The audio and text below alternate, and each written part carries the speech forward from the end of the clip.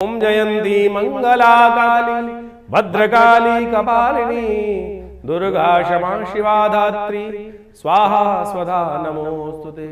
या देवी सर्वभूतेषु बुद्धिरूपेण संस्थिता नमस्तस्यै नमस्तस्यै नमस्तस्यै नमो नमः। नमस्कार, स्वागत है आपका आचार्य वाणी में। मैं आचार्य डॉक्टर विक्रमादित्य आपके साथ हूं और आज का विषय है कन्या राशि।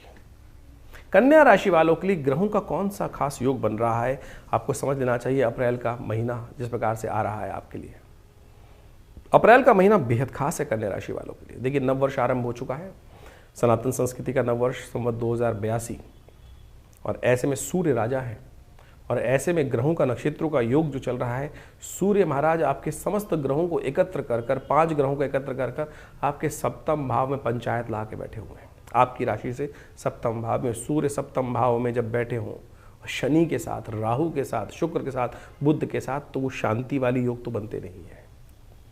तो ऐसे में ध्यान रख लीजिए, यदि अशांत हुए तो ये समस्त ग्रह जो हैं वो आपको सही दिशा नहीं प्राप्त करने के। लेकिन किस्मत से अच्छे ग्रह ये क्या है, बृहस्पति पूरी तरह से आपकी राशि में हर मामले में आपको सपोर्ट करने बैठे हैं। लेकिन वहाँ पीछे लगे हैं उनके शनि महाराज। शनि बृहस्पति पर दृष्टि डालकर उनके खेल को भी बिगाड़ने का प्रयास कर रहे हैं। ऐसे में आवश्यकता है भगवान के आशीर्वाद की। और ऐसे में इस अप्रैल के आरंभ काल में मंगल परिवर्तन की तरफ जा रहे हैं। मंगल महाराज सबसे कमजोर स्थिति में जा रहे हैं और बुध, आपकी राशि के स्वामी बुध भी सप्तम भाव में बैठे हैं, वो भी पॉजिटिव होने जा रहे हैं। तो कई नई उम्मीदें जागती दिखाई दे रही हैं। लेकिन सबसे अच्छी बात यह है कि अप्रैल के आरंभ काल में जब नववर्ष का आरंभ हो रहा है, तो ऐसे में ग्रहों का योग आपके लिए बड़ा सुंदर स्थिति उत्पन्न कर रहा है एक मामले में, कि भगवान की उपासना करने से समस्त ग्रहों का निवारण हो जाता है, समस्त कष्टों का निवारण हो जाता है। ऐसे में समस्त ग्रहों को ठीक करने के लिए मंगल का जन्म दिवस आ रहा है। ऐसे में नवरात्रों का योग बन रहा है। तो कौन से खास दिन कौन सा उपाय कर लेना चाहिए, चाहे छोटे हैं, चाहे बड़े हैं, चाहे स्त्री हैं, चाहे पुरुष हैं, चाहे व्यवसायी हैं, चाहे नौकरी में, उनके लिए खास तौर पर वो सारे उपाय, सारे ग्रहों का खेल क्या रहेगा, आपके लिए ग्रहों की स्थिति कैसी रहेगी, वो हम बता रहे हैं सिलसिलेवार तरीके। तो कन्या राशि वालों को समझ लेना चाहिए कि कैसे रहेंगे आपके दिन। सिलसिलेवार तरीके से हम बात करते हैं। सबसे पहले हम बात कर लेते हैं 1 अप्रैल की। 1 अप्रैल के दिन मंगल का जन्मदिवस है, क्योंकि इस दिन अंगारक चतुर्थी का योग है और बहुत वर्षों बाद नवरात्र के दिनों में मंगल का जन्मदिवस बन रहा है। और मंगल अभी होने जा रहे हैं सबसे कमज़ोर स्थिति है। मंगल पुरुषार्थ के स्वामी हैं। यदि आपकी राशि के दृष्टिकोण से हम बात करें तो मंगल आपकी राशि के दृष्टिकोण से आपके पुरुषार्थ के भी स्वामी हैं। वैसे भी पुरुषार्थी माने जाते हैं, साहस के सेनापति माने जाते हैं, और वो आपके तृतीय भाव के स्वामी होने के कारण से पुरुषार्थ के स्वामी बन गए हैं। तो ऐसे में पुरुषार्थ यदि नहीं होगा तो कोई कार्य सफल होगा भी नहीं और लाभ मिलेगा भी नहीं, क्योंकि मंगल लाभ वाले स्थान में जाएंगे कमज़ोर होकर। तो ऐसे में मंगल को मनाने का ये खास दिन है। इस दिन मंगल को जो उपाय कर लोगे, पूरे महीने 1.5 महीने जो आगे मंगल कमज़ोर होने वाले हैं उनको ठीक कर लो। हनुमान चालीसा का पाठ करो, मंगल के मंत्र का जप करो, ओम क्रांग क्रीं क्रौंग से भौमाय नमः, हो सके सुंदरकांड का पाठ कर लो। हनुमान जी के मंदिर में जाकर आपकी राशि के दृष्टिकोण सबसे अच्छा होगा कि पीपल के पत्तों की माला लेकर हनुमान जी को अर्पित कर दो। और जब तक मंगल कमज़ोर रहे, पूरे मई के अंतिम तक, और रविवार को छोड़कर बाकी दिन हर रोज़ यदि 2-4 पत्तों की माला, 5 पत्तों की माला हनुमान जी को अर्पित कर दोगे ना, तो देखना मंगल आपका नेगेटिव नहीं पॉजिटिव हो जाएगा और समस्त ग्रहों को लाभ देने की स्थिति बनती रहेगी। इस दिन ग्रहों का योग यदि हम बात करें तो विशेष तौर पर आपकी राशि के दृष्टिकोण से थोड़ा सा ग्रह कमज़ोर दिखाई देता है।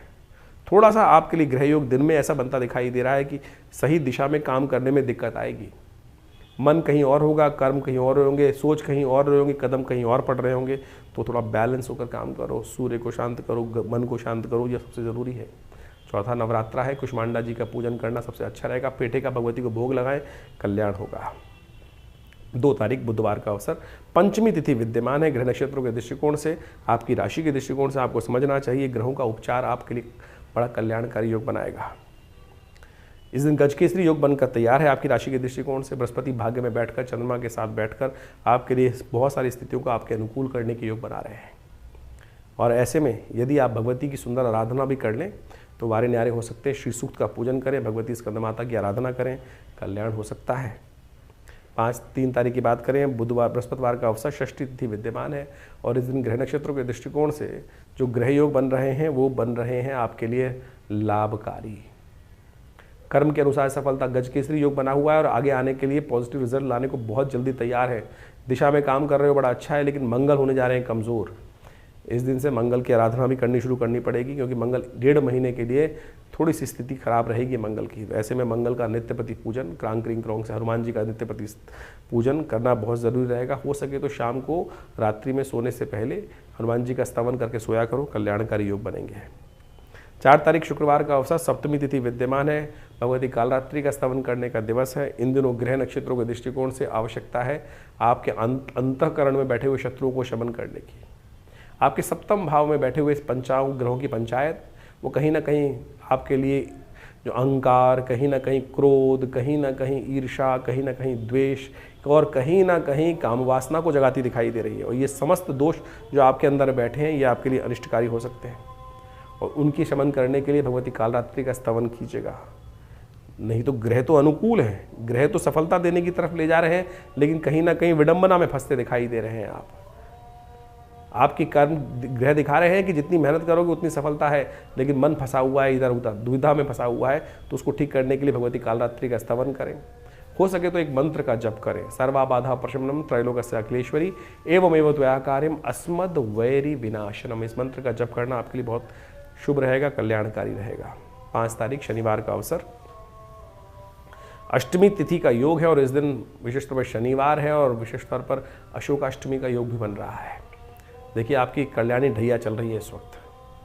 जैसे 7.5 साल की होती है, इसी प्रकार से 1-2.5 साल का समय होता है, जो बहुत सारे लोग ध्यान नहीं देते हैं। शनि आपकी राशि के सम्मुख चल रहे हैं, और ये व्यवसाय में, काम धंधे में, परिवार में, आपके मनोमस्तिष्क में नेगेटिव भाव उत्पन्न करने के योग बनाएंगे। ऐसे में शनि को बनाना बहुत ज़रूरी है। शनिवार के दिन महाअष्टमी का योग बन रहा है, कोशिशें करें, कन्याओं का पूजन करें और भगवती का सुंदर आराधना करें। अशोक के पत्तों का बंधनवार बनाकर कम से कम 11 पत्ते लेकर अपने घर के मुख्य दरवाजे पर लगाएं। शनि का दोष भी शमन होगा और कल्याणकारी योग बनेंगे। बात करेंगे अब 6 तारीख की, रविवार का अवसर है, 9वीं तिथि विद्यमान है, और ग्रह नक्षत्रों के दृष्टिकोण से जो ग्रहों का योग बन रहा है वो आपके लिए बहुत विशेष है। चंद्रमा उच्च के हो गए हैं आपकी राशि के दृष्टिकोण से, और जहाँ विराजमान होने जा रहे हैं वो लाभ की स्थिति बना सकते हैं, लेकिन मंगल वहाँ कमज़ोर है। लेकिन चंद्रमा मंगल के साथ युति होकर कहीं ना कहीं लाभ की स्थिति को प्रशस्त करते दिखाई दे रहे हैं आपके लिए। तो ऐसे में विजय दिवस कैसे लाभ देगा आपको? रामनवमी है इस दिन, ग्रहों का योगायोग बहुत विशेष है। एक अकाट्य प्रयोग हम आपको बताने जा रहे हैं। इस दिन विशेष तौर पर दिन के मध्याह्न काल में विजय योग बनता है। जो दिन का मध्याह्न काल, जो बीच का समय होता है, अभिजीत मुहूर्त होता है। सूर्य उदय का समय नोट करें, आपकी राशि आपके पंचांग में मिल जाएगा। आपके आजकल तो ऐप बहुत हैं, आपके अखबारों में आएगा।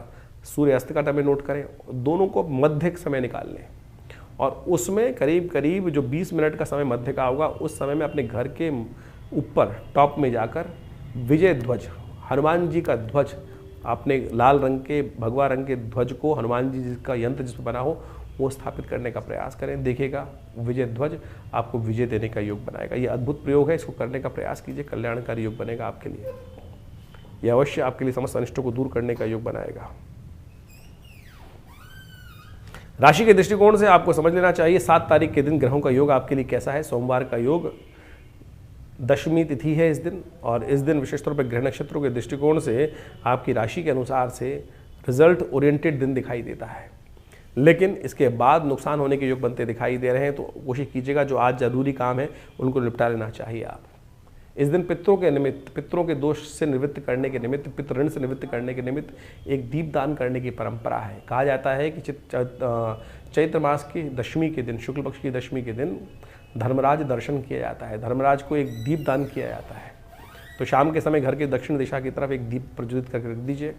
कहा जाता है इससे पितृ ऋण से निवृत्ति भी होती है और कनिष्ठ भी दूर होते हैं। 8 तारीख मंगलवार का अवसर, एकादशी तिथि है, और कामदा एकादशी, मनोकामनाओं को सिद्ध करने वाली एकादशी का दिन माना जाता है। ग्रह नक्षत्रों के दृष्टिकोण से अननेसेसरी के झगड़ों से बचें, कॉन्फ्लिक्ट से बचें। स्वास्थ्य के लिए और जुर्माने के लिए दिन दिखाई देता है, अननेसेसरी के जुर्माने आप पे पड़ सकते हैं। तो ऐसे में मंगल के मंत्र का जप करना और हो सके तो भगवान विष्णु का आशीर्वाद देना बहुत ज़रूरी है। व्रत रखें, एकादशी है, समस्त मनोकामनाओं की सिद्धि करने का योग बन सकता है।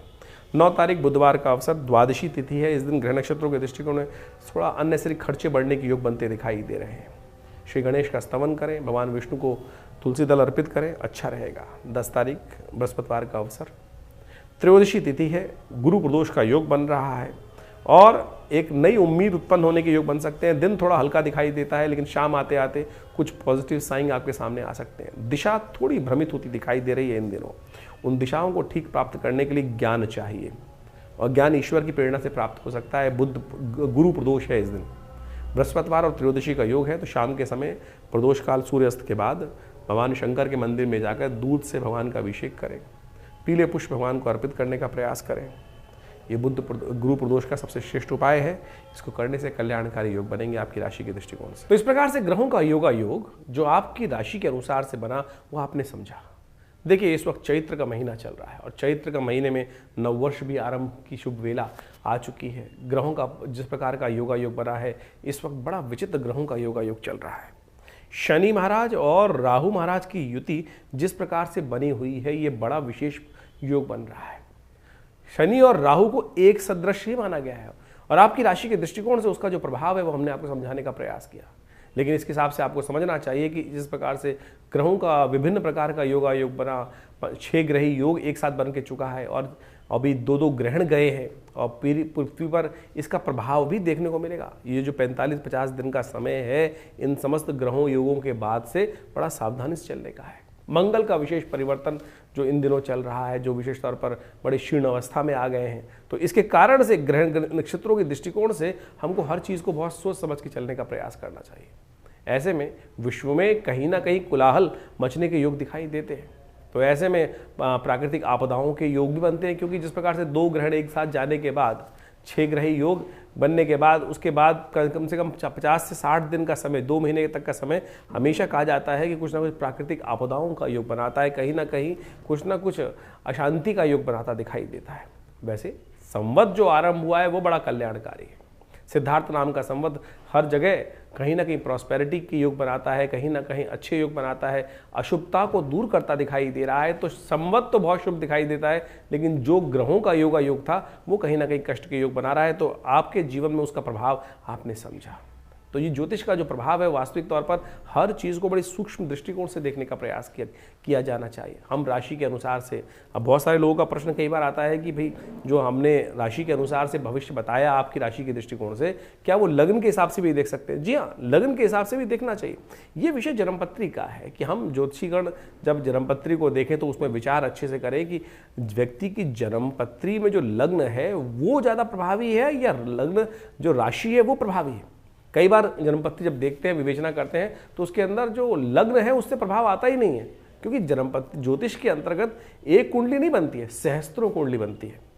सहस्त्रों कुंडलियों के अंदर से किस कारण से कौन सा भविष्यफल देखने के लिए कौन सी चीज़ का उपयोग किया जाना चाहिए, वो एक बहुत गणित का सूक्ष्म योग के अनुसार से निर्धारित किया जाता है। उसके लिए तो पर्सनल कंसल्टेशन की आवश्यकता होती है। हम जनरली राशि को देखने के लिए सार्वभौमिक रूप से देख सकते हैं कि भाई ये राशि है और उसके अनुसार से गोचर के दृष्टिकोण से उसका प्रभाव समझ में आता है, लेकिन फिर भी बहुत सारी गणनाओं को समझने के लिए ज्योतिष को बहुत शांति के साथ अध्ययन करने की आवश्यकता है और फिर ज्योतिष का वास्तविक चमत्कार भी देखने को मिलता है। जीवन में क्या घट रहा है, कब घट रहा है, क्यों घट रहा है, किस कारण से घट रहा है। यदि कोई घटना घटी है तो उसका कोई ना कोई कारण होगा और उन चीज़ों को सही रूप से ज्योतिष विज्ञान को बहुत अच्छे समझकर जाना जा सकता है और उनमें परिवर्तन भी लाया जा सकता है।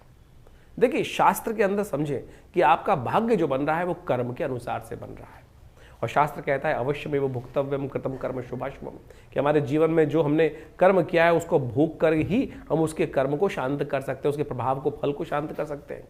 लेकिन उसके दुष्प्रभाव को, यदि कर्म कोई गलत कर्म हुआ है तो उसको ठीक करने के लिए शुभ कर्म कर कर हम अनिष्ट को दूर करने का योग बना सकते हैं। ये मंत्र जप, दान, पुण्य इत्यादि, इसीलिए तो शास्त्र में प्रमाणित कहा गया है कि भार कट जाता है, चाहे वो पूर्व जन्म कृत कर्म हो या इस जन्म के कृत कर्म हो। तो इसको प्रारब्ध बनता है कर्म के द्वारा ही और कर्म से ही कट सकता है, भोग के कट सकता है। तो इसलिए ये सिद्धांत समझ लें। बहुत सारे लोग कहते हैं कि जो हो गया, जो भविष्य निश्चित है, लेकिन भविष्य निश्चित है तो कर्म भी निश्चित है। जो आपका भाग्य बना है वो कर्म के अनुसार से बना है, तो आप उस दुष्कर्म को शुभ कर्म से काट सकते हैं और शुभ कर्म को दुष्कर्म से भी क्षय कर सकते हैं। तो समझे कि हमने बहुत बढ़िया शुभ कर्म करके आए, लेकिन सब कुछ बढ़िया था, बहुत बढ़िया समृद्धि के योग चल रहे थे, लेकिन कुछ अनिष्ट कर्म हुआ हाथ के द्वारा, मन के द्वारा, विचार के द्वारा, और उससे इतना बड़ा दुष्प्रभाव उत्पन्न हुआ कि हमारे पुण्य क्षय हो गए। तो वो भी तो कर्म का ही प्रभाव है। तो इसलिए शास्त्र की बात समझे और ज्योतिष के वैज्ञानिकता को समझने का हमें प्रयास करना चाहिए। जो ज्योतिष के दृष्टिकोण से हमें समझ में आ रहा है, हम वही आपको समझाने का प्रयास करते हैं। तो ये सब विज्ञान को बड़े शांति के साथ है। ज्योतिष कोई हास परिहास का विषय नहीं है। बहुत सारे लोग बड़े हास परिहास के साथ उपस्थित कर देते हैं चीज़ों को। आप समझेंगे, उसके अंदर गहरा उतरेंगे तो उसका लाभ अवश्य उठा सकते हैं। विज्ञान है, विज्ञान के द्वारा हर चीज़ को बहुत अच्छे से समझा जा सकता है। और हमारे ऋषि मुनियों ने जो खोज उपस्थित करी छोटी छोटी बातों से, आज की तारीख में लोगों को बहुत सारी क्या है कि काल गणना का ज्ञान नहीं होता है। अरे एक एक ज्योतिष के अंदर जो आप एक समझें कि गति, ग्रहों की गति को समझने की आवश्यकता है। अब सूर्य के हिसाब से राशि चलती है तो वो तो 1 महीना रुकती है एक बार। सूर्य के हिसाब से यदि राशि देखें आपकी तो वो तो 1 महीने के लिए एक राशि, जिसको ज़ोडिएक साइन बोला जाता है, वो तो 1 महीने के लिए एक राशि में रहता है। यानी उस 1 महीने में पैदा होने वाले सब व्यक्ति एक राशि में आ गए। वहीं यदि चंद्र के हिसाब से राशि देखें तो चंद्र के हिसाब से करीब करीब 2 से ढाई दिन तक एक चंद्रमा एक ही राशि में रहता है। तो यानी 2-2.5 दिन में सारे लोग एक राशि में आ गए। वहीं लग्न राशि का प्रभाव देखें तो हर 2 घंटे से 1.5 घंटे से 2-2.25 घंटे के अंदर वो राशि परिवर्तित, लग्न राशि परिवर्तित हो जाती। तो उस 2 घंटे के अंदर जितने जन्म व्यक्ति हैं, उसके बाद भी इंटरनल ग्रहों की दशा, महादशाएं और उनके अंश, उनकी जो षोडश वर्ग इत्यादि कुंडलियां हैं, उन सब में तो हर क्षण परिवर्तन आ रहा है। तो इनको बहुत चिंतन, बहुत ज्ञान के साथ, शांति के साथ, शालीनता के साथ इन सब चीज़ों को समझा जा सकता है। और जब हम उनको गहन अध्ययन करते हैं तो बहुत सारी चीज़ों को सही समझ पाते हैं। तो इसलिए आपके लिए ज्योतिष को बहुत अच्छे से समझना बहुत ज़रूरी है। तो यहाँ पर तो हम जो आपके जीवन में घटने वाली घटनाओं को आप समझाने का प्रयास करें, बड़ा व्यापक है, बहुत ब्रॉडर कैटेगरी के अंदर आता है। कोशिश करें अपनी जन्मपत्री को सही से अध्ययन करें और समय समय पर अध्ययन कराएं, क्योंकि ग्रहों का परिवर्तन हर क्षण होता है। इस संसार के अंदर कुछ भी चीज शाश्वत नहीं है, हर चीज परिवर्तनशील है, हर क्षण बदल रहा है, हर क्षण कुछ ना कुछ परिवर्तन आ रहा है। आज सब कुछ बढ़िया चल रहा है, आपके मन में कुछ विचार आया और उस विचार को आने से क्या हुआ, कुछ गलत कर्म हो गया। अच्छा था तो अच्छा कर्म हो गया, पुण्य जाग गए। आप सोचे कि आपके मनोभाव में अभी आया कि किसी व्यक्ति की बड़ी दारुण स्थिति को देखकर मन में आया कुछ दान कर देता हूं, दान कर दिया आपने, तो उसका प्रभाव वो हो गया ना कहीं वो दुष्कर्म था, वो नेगेटिव हो गया।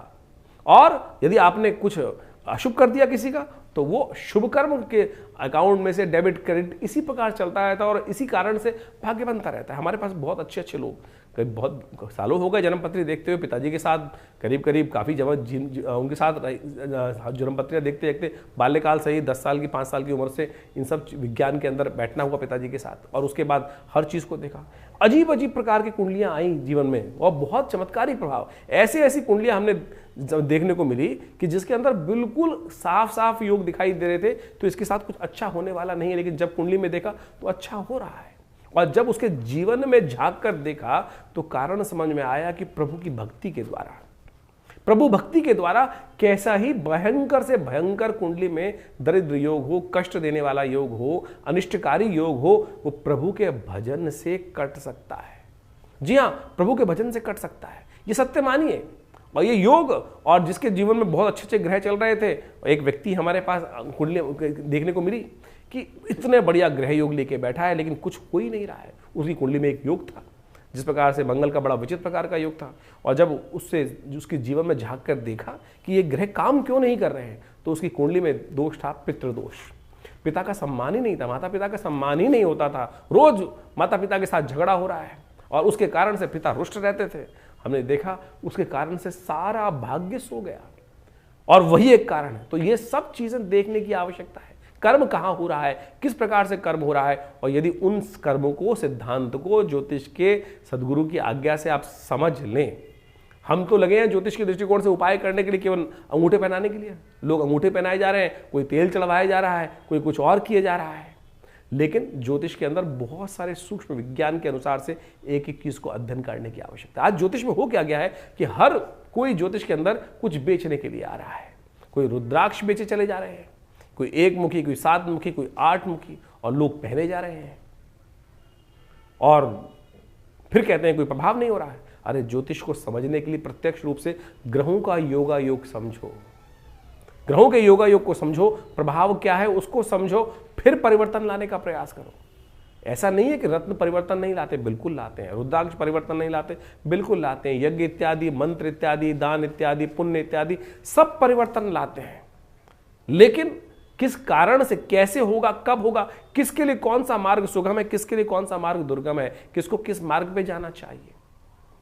देखिए हर क्षेत्र के अंदर अच्छे और खराब स्थितियां बहुत व्यापक रूप से बढ़ी जाती हैं। तो हम इस बात को आपके समक्ष इसलिए रख रहे हैं कि अपनी विवेक को सही से उपस्थित कर कर, हर चीज़ को चिंतन कर कर तब समझने का प्रयास करें। ज्योतिष के अंदर, बड़ी शास्त्र के अंदर, अध्यात्म के अंदर कहीं कोई ऐसी बात नहीं बताएगी कि लाखों रुपए खर्च करने से ही कर्म शुभ किया जा सकता है। केवल मन से भी, सोचने से, विचार करने से भी कर्म शुभ कर लिया जाता है। एक सेकंड में शुभ सोचा हुआ कर्म आपके जीवन में कष्टों का निवारण करने का मार्ग खोल सकता है। और नहीं, अगर बुरा सोच रहे हो तो बुरा ही घटने के योग बन सकते हैं। उपनिषद, वेद इत्यादि जो ग्रंथ है, पुराण इत्यादि ग्रंथ है, इन्हीं कथाओं के माध्यम से आपको हर चीज़ समझाने का प्रयास करते हैं। समय समय पर हम आपके समक्ष वो सारी बातें रखते ही हैं। तो अभी तो चैत्र के आरंभ में बहुत सुंदर योग बना हुआ है। कर्म करने का तरीका क्या है, भगवती की आराधना, नवरात्र का सुंदर योग चल रहा है आश्रम पे। इन पूरे नवरात्रों में सुंदर यज्ञ रहेगा, सुंदर ये व्यवस्था है। माँ भगवती दुर्गा सप्तशती के नित्य प्रति यज्ञ चल रहे हैं और वो नवरात्र के पूरे महीने चलेंगे। और उसमें आप आके स्वयं बैठिए, माँ भगवती का दर्शन कीजिए। जो ये 1947 में मुल्तान से भगवती का, पाकिस्तान से इतना चमत्कारी शिव विग्रह आया, आश्रम पर प्रतिष्ठित है, उनका दर्शन कर लेने मात्र से भगवती की कृपा प्राप्त हो जाती है। और हजारों लोगों ने उनका अनुभव किया है। आप भी आइए विवेकानंद योगाश्रम में इस दर्शन यज्ञ के अवसर पर, जो यज्ञ नित्य प्रति शाम को चलता है, करीब करीब 6 बजे से लेकर रात्रि में 8 बजे तक। उसमें आप आएंगे, यज्ञ में बैठेंगे तो माँ भगवती का सुंदर आशीर्वाद मिलेगा। और उसकी व्यवस्थाएं जानने के लिए आप फ़ोन पे संपर्क साध सकते हैं। इसके अलावा अभी बहुत जल्दी महावीर जयंती आ रही है, हनुमान जी के सुंदर यज्ञ की पूजा पाठ रहेगा। तो आप उसमें बैठकर सुंदर रूप से भगवान की कृपा प्राप्त करने के लिए सिद्ध मनोकामना सिद्धि मंदिर में हनुमान जी के सानिध्य में बैठकर बहुत सारे कर्म इत्यादि, यज्ञ इत्यादि चलते रहते हैं। हमारे आश्रम पर नित्य 8 घंटे यज्ञ चलता है। और भारतीय संस्कृति में यज्ञ प्रधान संस्कृति कही गई है। हम दान करने जाते हैं किसी को, पता नहीं वो व्यक्ति दान का अधिकारी है कि नहीं है। आपने दिया दान और उसने कुछ उल्टा सीधा कर्म कर लिया, शराब पी ली, कुछ और कर लिया, तो फिर वो दान तो व्यर्थ चला गया। क्योंकि दान देने से पहले इस बात को भी समझना चाहिए कि वो दान जिसको दे रहे हैं वो लेने का अधिकारी है भी कि नहीं। तो ऐसी बहुत सारी चीज़ें समझने की आवश्यकता है। तो यज्ञ में जो हम आहुति देवता को देते हैं तो सीधा देवताओं तक पहुँच रही है ना, तो उससे बढ़िया कौन सी चीज़ हो सकती है। तो इसलिए शास्त्र में कहा गया यज्ञो वै श्रेष्ठतमं कर्म। और हमारे विवेकानंद योगाश्रम दिल्ली में नित्य प्रति 8 घंटे यज्ञ पिछले करीब करीब 50-60 साल से चलता है। आप भी हर रविवार को इस यज्ञ में बैठ सकते हैं और बहुत सारी व्यवस्थाओं का लाभ ले सकते हैं। तो आप आइए विवेकानंद योगाश्रम में, और जो भी अपनी निजी जानकारी है वो भी हमसे संपर्क साध कर, फ़ोन नंबर्स दिए हुए हैं उन पर संपर्क साध कर आप उसका निवारण जान सकते हैं। व्हाट्सएप के माध्यम से अवश्य भेजें अपने प्रश्नों को, हम देंगे उन सब प्रश्नों का निदान। इसके अलावा हमने आश्रम में व्यवस्था बनाई है कि महीने के पहले रविवार के दिन सुबह करीब करीब 8 बजे से लेकर 11 बजे तक के बीच में यज्ञ जो आश्रम में व्यवस्था होती है, जो समागम होता है, उसमें आप आके निजी रूप से अपने प्रश्नों का समाधान भी जान सकते हैं और उसकी कोई फीस नहीं रखी गई है। बहुत सारे लोग हमारे यहाँ फ़ोन करके जानना चाहते हैं, अपने प्रश्नों का समाधान जानना चाहते हैं और व्यवस्था का में नहीं आ पाते हैं, फ़ोन पे संपर्क इतनों से नहीं हो पाता है। तो हमने आश्रम में व्यवस्था रख दी है कि सुबह रविवार को, महीने के पहले रविवार को सुबह 8 बजे से लेकर करीब करीब दोपहर को 11 बजे तक ये कार्यक्रम रहेगा। भंडारे का कार्यक्रम रहेगा, यज्ञ का कार्यक्रम रहेगा। और जो भी आपके प्रश्न होंगे उसमें उस समय आकर 1-2 प्रश्न जो है उनके संबंध में आप अवश्य जानकारी ले सकते हैं, निदान जान सकते हैं। इसकी सुंदर व्यवस्था आश्रम पे कर दी गई है। धन्यवाद, नमस्कार।